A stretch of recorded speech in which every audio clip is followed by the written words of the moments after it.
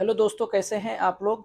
दोस्तों, कुछ भाई मुझसे पूछ रहे थे कि हमने सुना है सऊदी अरबिया में यूपीआई पेमेंट के लिए गूगल पे स्टार्ट हो गया है या स्टार्ट होने वाला है।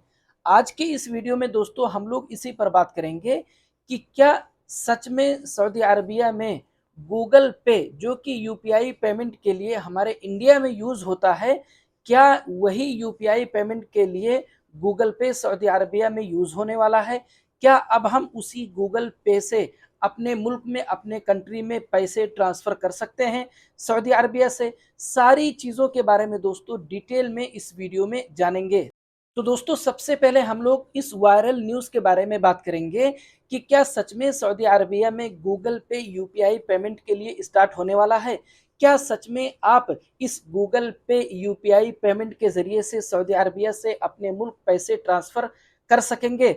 तो दोस्तों, ऐसा नहीं है, ये न्यूज़ गलत है। जी हाँ दोस्तों, हमारे मुल्क में गूगल पे यूपीआई पेमेंट के लिए जो यूज़ किया जाता है वो अलग है, और यहाँ पर जो गूगल पे जिसका न्यूज़ निकल कर सामने आ रहा है दोस्तों, ये अलग है। हमारे मुल्क में जो गूगल पे यूज़ किया जाता है वो यूपीआई पेमेंट के लिए यूज़ किया जाता है, और यहाँ पर जिस गूगल पे की बात हो रही है दोस्तों, वो हकीकत में देखा जाए तो गूगल वॉलेट है। अब आखिर में ये गूगल वॉलेट होता क्या है।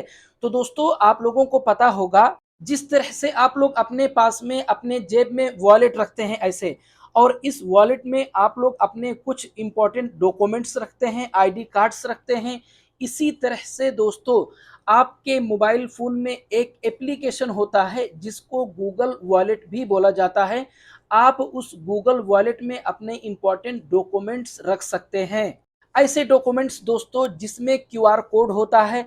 अगर आप उस गूगल वॉलेट में अपने उस इंपॉर्टेंट डॉक्यूमेंट्स को रखते हैं जो क्यूआर कोड के साथ में आते हैं, तो आप कहीं पर भी जब ट्रैवल करते हैं तो आपके साथ में फिजिकल डॉक्यूमेंट्स रखने की आपको ज़रूरत नहीं होती है।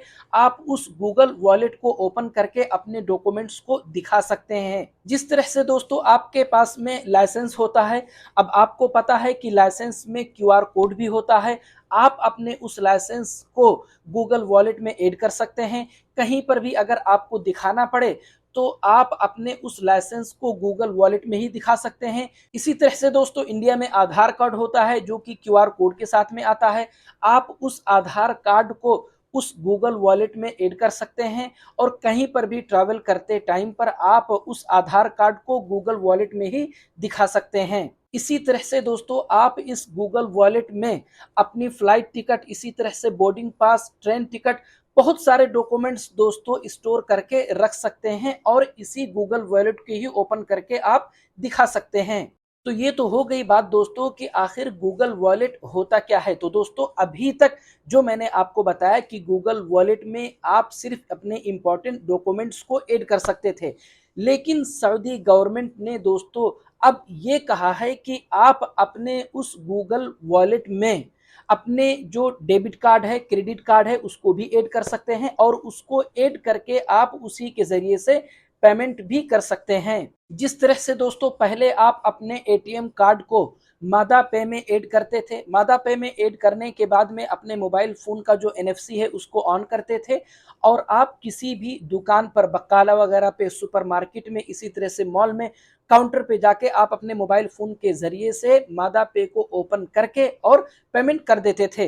बिल्कुल उसी तरह से दोस्तों अपने एटीएम कार्ड को गूगल वॉलेट में ऐड करके किसी भी दुकान में, बकाला में, सुपरमार्केट में और मॉल वगैरह के काउंटर पे पेमेंट कर सकते हैं। उम्मीद है दोस्तों कि आप लोगों को इतना समझ में आ गया होगा कि ये असल में गूगल वॉलेट है, जिसमें पहले सिर्फ और सिर्फ इंपॉर्टेंट डॉक्यूमेंट्स स्टोर करने का ऑप्शन था, लेकिन अब सऊदी गवर्नमेंट ने इसके थ्रू पेमेंट करने का भी ऑप्शन कर दिया है। लास्ट में मैं आप लोगों को एक लाइन में बताता चलूं दोस्तों कि हम लोग अपने मुल्क इंडिया में गूगल पे के ज़रिए से जो यूपीआई पेमेंट करते हैं वो एक अलग चीज़ है, और सऊदी अरबिया में जिस गूगल पे की बात हो रही है दोस्तों, वो एक अलग चीज़ है। दोनों में काफ़ी ज़्यादा फ़र्क है।